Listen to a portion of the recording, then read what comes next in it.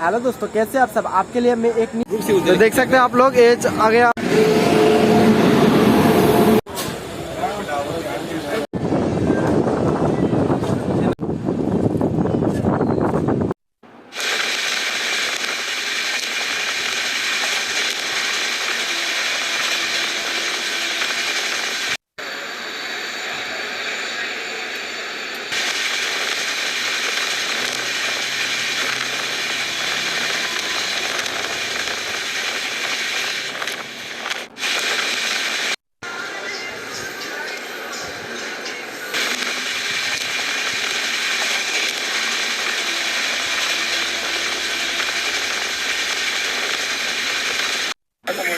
आधा घंटा बचल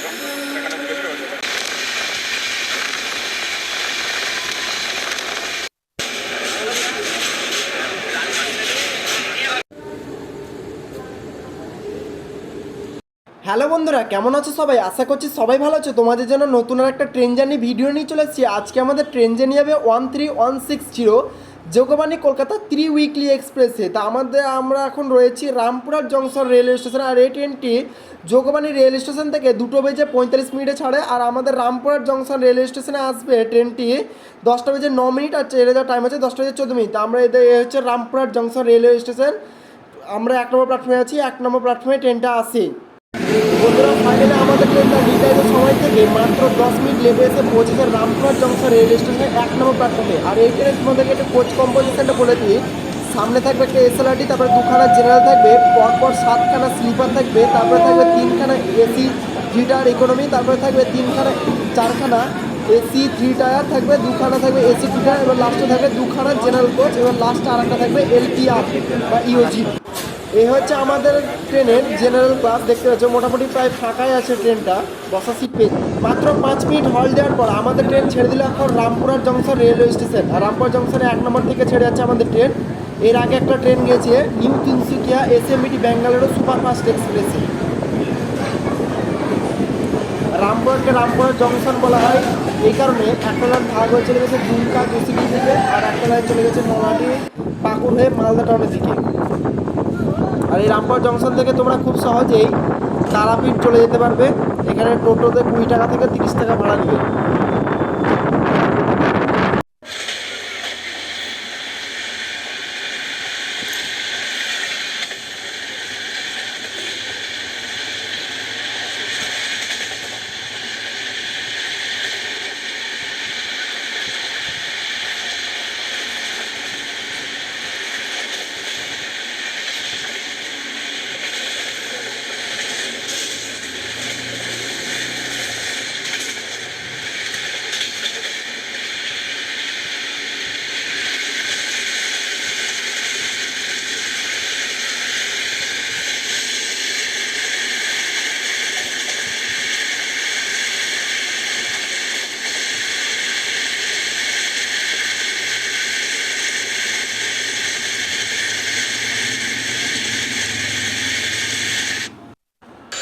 আমাদের ট্রেন এখন আনশিডিউল হল সাইথা জংশন রেলওয়ে স্টেশনে এসে পৌঁছেছে।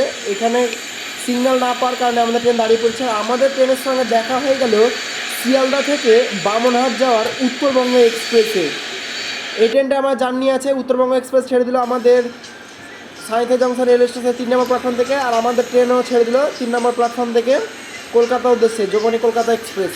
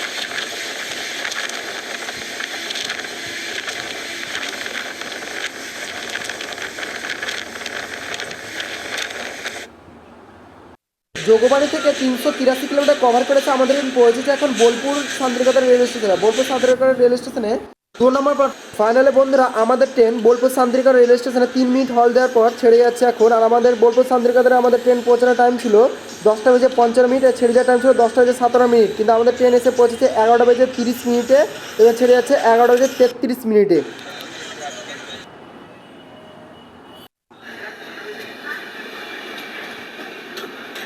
সঙ্গে দিয়ে দিয়েছে একটা দুরন্ত কোচ স্লিপার।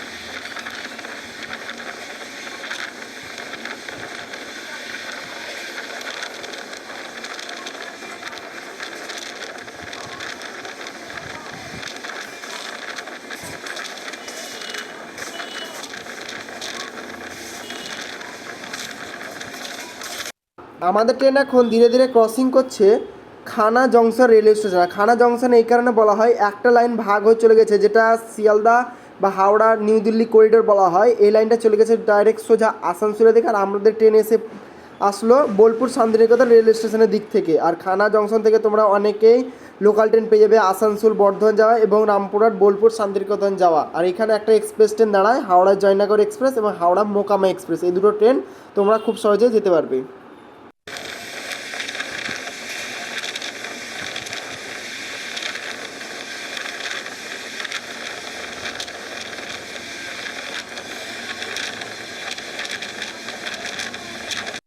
যোগবাণী থেকে 435 কিলোমিটার কভার করে এসে আমাদের ট্রেন পৌঁছেছে এখন বর্ধমান জাংশন রেলওয়ে স্টেশন। আর বর্ধমান জাংশন রেলওয়ে স্টেশনে আমাদের ট্রেন পৌঁছানোর টাইম ছিল রাত্রে 11:51 এবং ছেড়ে যাওয়ার টাইম ছিল 11:53। কিন্তু আমাদের ট্রেন তার নির্ধারিত সময় থেকে মাত্র 40 মিনিট লেটে এসে পৌঁছেছে। আর বর্ধমান জংশন রেল স্টেশনে আমাদের ট্রেন পৌঁছেছে 5 নম্বর প্ল্যাটফর্মে। আর বর্ধমানকে বর্ধমান জংশন বলা হয় তার কারণে এখান থেকে একটা লাইন ভাগ হয়ে চলে গেছে কাটোয়া জংশন রেল স্টেশন থেকে, এবং কাটোয়া জংশনে খুব সহজে তোমরা লোকাল ট্রেন পেয়ে যাবে দিনের বেলায় 8 নম্বর প্ল্যাটফর্ম থেকে ছাড়ে। তো এই ছিল আমাদের ভিডিও রামপুরহাট থেকে বর্ধমান পর্যন্ত জেনারেল ক্লাসে যোগবাণী কলকাতা এক্সপ্রেসের জার্নি। তো ভিডিওটা যদি ভালো লেগে থাকে তো অবশ্যই লাইক শেয়ার সাবস্ক্রাইব করে পাশে বেল আইকনটা ক্লিক করে দেওয়ার জন্য মজাদার ভিডিও পেয়ে থাকো।